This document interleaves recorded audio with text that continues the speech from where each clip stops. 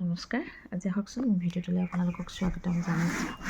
আজি পইণ্টটো অকণমান মই নিগেটিভ মানুহৰ পৰা আমি নিজক সদায় কেনেকৈ আঁতৰাই ৰাখিব পাৰোঁ, নিজকে কেনেকৈ সুৰক্ষিত কৰি ৰাখিব পাৰোঁ, তাৰ ওপৰতে আচলতে অকণমান মই ভিডিঅ'টো লৈ আহিছোঁ। আহক, প্ৰথম পইণ্টটোতে অনা হৈছে, শুনিবচোন। যোনে আমাৰ জীৱনত নিগেটিভ আনে তেনে লোকৰ পৰা অতি সোনকালে আঁতৰি আহক। হয়তো আপুনি চিন্তা কৰকচোন, আপোনাক নিগেটিভলি কোনে আপোনাক কথা কয়, কোনে আপোনাক সদায় হেয় জ্ঞান কৰে, আপোনাক সদায় প্ৰতি কথাত আপোনাক চাবচোন, আপুনি গম পাব সেইজনে হ'ল নিগেটিভ মানুহ। শুনিব, যোন মানুহে আপোনাৰ ভেলু দিব নিবিচাৰে তাৰ লগত থাকি আপুনি কি অনুভৱ কৰিব? একো অনুভৱ কৰিব নোৱাৰে। হয়তো নিগেটিভ আপোনাৰ এনেকুৱা হ'ব পাৰে, আপোনাৰ নিজৰ মানুহজন হ'ব পাৰে, মই এইটো একদম সঁচাকৈ কৈছোঁ শুনক, হয়তো নিজৰ বন্ধুজনো হ'ব পাৰে, নিজৰ ফেমিলিৰ মানুহ হ'ব পাৰে, নিজৰ ওচৰ চুবুৰীয়াও হ'ব পাৰে। মনত ৰাখিব, আপুনি যদি লক্ষ্য কৰে গম পাব কোন হয় আপোনাৰ সেই নিগেটিভ মানুহজন। শুনিব, নিগেটিভজনে যদি আপোনাক প্ৰতি কথাতে হেয় জ্ঞান কৰে, কৈছোঁ আপোনালোকক, যদি কয় এই তুমি কোনো কামৰ মানুহ নহয়, তুমি কোনো লায়কৰ নহয়, তোমাৰ দ্বাৰা আৰু এই কাম নহ'ব, তুমি এইটো কাম কৰিব নোৱাৰি, তই এইটো আমুক তমুক কৰি কয় যে তইতো শুনিব দেই, এই নহ'ব, তুমি মানুহৰ লগত তুমি কথা পাতিবই নাজানা, এনেকৈ খুব হেৰিকৈ দিয়ে কথাবোৰ, তুমি চাবচোন, আপুনি চাবচোন। আৰু কয় কি এই তুমিতো এবাৰ বিফল হ'লাই আৰু তুমিতো কেতিয়াও আগবাঢ়িব নোৱাৰা, তুমি সফল হ'বই নোৱাৰা, তুমি আচলতে মানুহৰ ওপৰত মানুহে কয় চাবচোন, এটা আকৃতিহে লৈ আছা কিন্তু তোমাৰ কোনো জ্ঞান নাই। তেনে মানুহৰ পৰা নমস্কাৰ কৰি কৈছোঁ, একদম আঁতৰি আহক।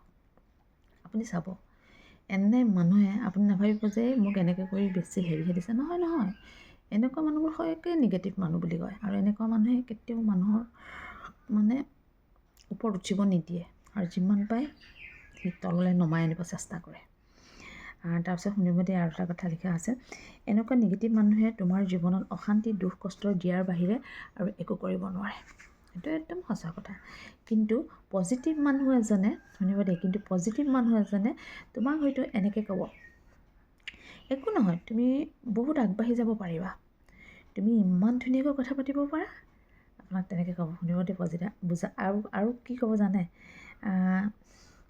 তুমি এজন ভাল ব্যক্তিত্ব সম্পন্ন ব্যক্তি, আপোনাক উঠাই দিব এজন পজিটিভ মানুহে, আৰু ক'ব একো নহয়, এবাৰহে তুমি বিফল হৈছা, তুমি ভালকৈ কৰা, তুমি সফল হ'বাই। বিফলৰ আঁৰত কিন্তু সফল সদায় ৰখি থাকে, স্থিৰ হৈ থাকে, সেইটো সদায় মনত ৰাখিবা। আৰু বিফল হৈছে মানে তুমি বহু ওপৰত সফল হ'ব পাৰিবা। এনেকৈ এজন পজিটিভ ব্যক্তিয়ে ক'ব, কিন্তু নিগেটিভ মানুহে আপোনাৰ জীৱন ধ্বংস কৰি দিব। মই একদম সঁচাকৈ কৈছোঁ, আপোনালোকে চাব। আৰু এটা কথা মনত ৰাখিব, য'ত আপোনাৰ আৰু এটা কথা ক'ব বিচাৰিছোঁ ইয়াৰ মাজতে, য'ত আপোনাৰ ভেলুৱে নাথাকে, য'ত আপুনি নাথাকাৰ কোনো আপোনাৰ কি ক'ম, আপোনাৰ কোনো হেৰিয়ে নাই তাত, আপোনাক কোনো ভেলুটো নিদিয়ে বাৰু, আপোনাৰ মূল্য নাই তাত, তেনে ঠাইত আপুনি নাযাব, আৰু তেনে মানুহৰ পৰা সদায় আঁতৰি থাকক।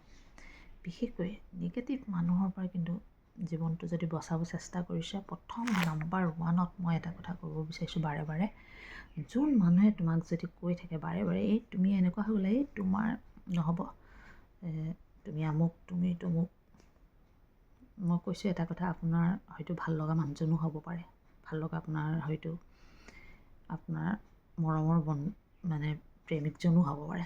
এনেকুৱা যদি আপোনাক কথা কৈছে, আপুনি নিশ্চিত হৈ লওক, নিশ্চয় জানি লওক, সেইজনে কিন্তু আপোনাক কেতিয়াও সহায় নকৰে, আৰু সেইজনে আপোনাক যিমান পাৰে আপোনাক তলত যোৱাহে সেই চিন্তা কৰিব।